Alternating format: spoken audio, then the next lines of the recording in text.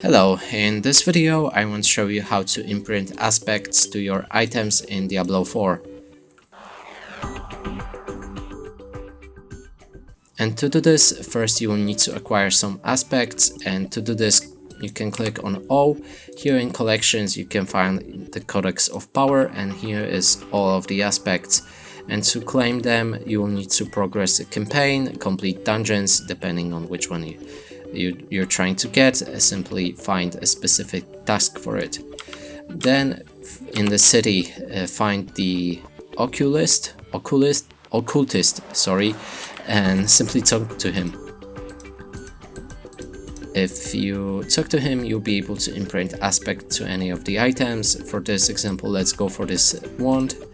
Then select the aspect you want to upgrade, or if you have any in the inventory you can do it as well. And here it will cost you some items or resources as well as the money. And that's it for this video. Hope you like it. Please consider subscribing to our channel, leave a like and a comment below.